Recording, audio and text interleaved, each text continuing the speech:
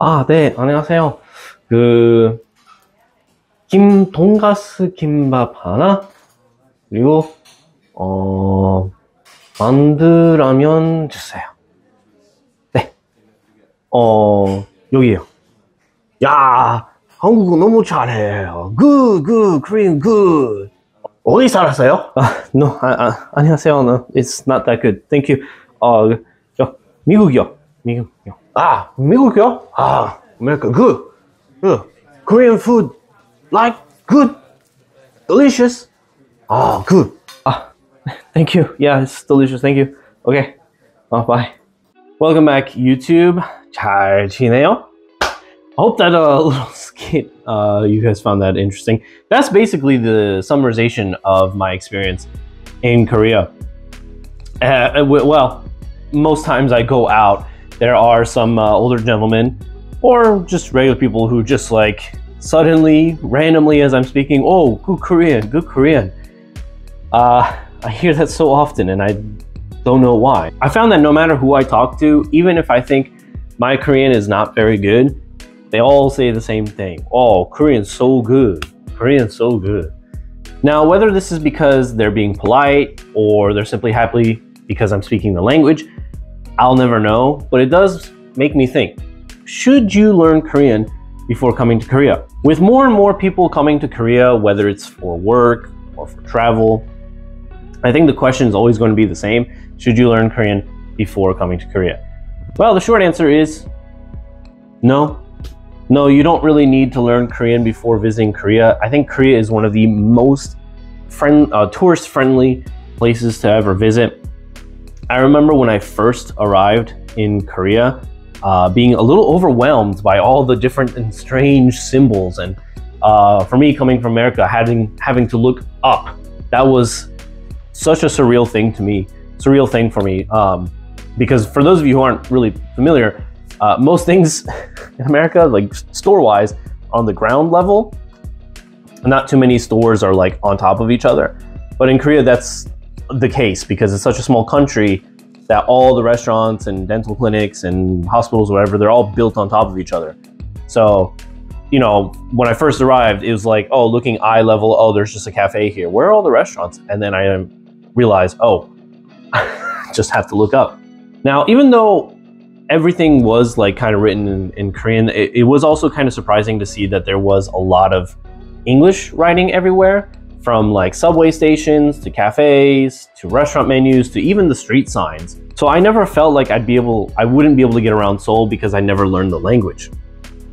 On top of that, there were a lot of Korean people who did know how to use some simple sentences or speak some simple sentences, or at the very least, understand what I was saying so I could feel welcome. Now, do keep in mind that this will not be everywhere you go in Seoul. And the further you get away from Seoul to like the less populated cities, obviously there's going to be a lot less English spoken. But for example, I live in Gyeongju, right? It's a pretty decent sized city. It's not like unpopulated. It's not completely countryside. But there's still a lot of people that do speak English and understand English. But maybe because it's such a tourist city, I guess, in Korea. So that might be a little helpful. But there are a lot more places there are a lot less places that have English writing or are English friendly outside of the main tourist areas.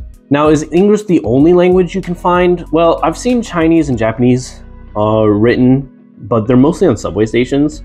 Sometimes they're on like the big tourist spots like Gyeongbokgung or Lotte Tower or something like that. They do have those there, but I think English is like the main number one language that you'll be seeing throughout your travels. But with all that being said, I don't think that you should not learn the language. Like, you should learn the language. At least a few phrases like hello, thank you, where's the toilet, some basic things. Because it's always nice as like a traveler, in my opinion, it doesn't matter what country you go to, at least learning some basic phrases always goes a long way. It shows people that you care, that you're interested, that you're not just there to kind of like, I'm American or I'm an English speaker and I only want to speak English. You know, just even if you don't know much, it doesn't take that long to learn a few simple things.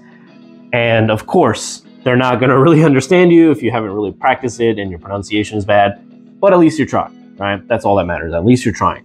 However, one thing I do think that you should maybe learn before coming to Korea is the language, the written language, and how to read it. That doesn't take a lot of time. Honestly, the first time I was studying the language, learning how to read, when I first came to Korea, it took me like 3 days. That's kind of on and off. I was studying on my time, on my subway rides. And like just learning how to read all the letters, how to pronounce them, and being able to read when I go outside took about a full 3 days. And again, I just learned how to read them. I didn't understand always what was written. I could read it, but most of the time I just read it and I didn't know what it was. But why is this helpful? Well, there are a lot of like English words that are written in Korean. For example, latte. Everybody knows what a latte is, but you can, if you know how to read it in Korean and say it out loud, latte, latte, you can understand that it's a latte, right? So there are a lot of examples like that where if you go, I don't know, to a restaurant, probably, maybe you won't be able to read the menu because there's no English, but if you can at least read the words, some of the letters, there might be a couple things there to give you a guess as to what it is. Now, again, this is not all restaurants. Some restaurants you might not know what it is, but if anything, learn from me. I remember still, this was back when I was going to university in Korea. I went with a buddy of mine at the time, and we wanted to eat chicken. I don't remember what we were doing prior or what got us into this, but we're just walking about in the university area, and we're like, let's find a place that sells chicken. And so we walk into a place. It looked like a bar, kind of. The only reason we walked in, because I think we saw a picture of chicken or something. I don't know what it was. Both of us knew no Korean.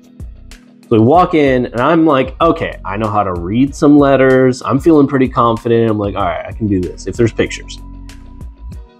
No pictures on the menu, no English, no one there spoke English. Oh my God. So my friend, who was expecting me to know something, is looking at me like, hey, do you know any of this? I'm reading through the menu and I'm like, bro, I don't know what any of this means. I don't know what any of this is. I just know how to read the letters and that's it. So we just took a wild guess and we're like, hey, this sounds good. And we just picked it. And actually it was good. I don't remember what it was. I wish I knew what that dish was. I really don't remember. It was years ago. But I do remember that I ended up choosing something that was actually delicious. It could have been anything. I mean, I knew it was chicken.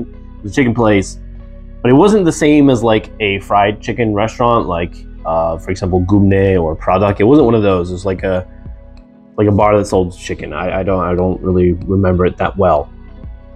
But I just didn't remember that we enjoyed ourselves and I had a good time, even if I didn't know any of the Korean.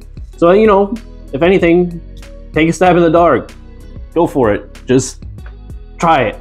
You won't be disappointed, or maybe you will. I don't know. But that's the part of the thrill of traveling. Now, do keep in mind that all of this is for people who are traveling.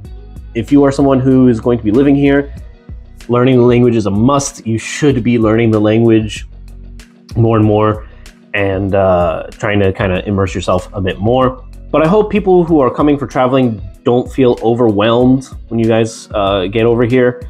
Just, you may not be able to understand much, you may not be able to read everything right away, but I hope you guys understand that you don't actually need to learn a lot of Korean to come and visit, basically. Almost everything is written in English now, especially in Seoul, so I think you guys will have a really good time.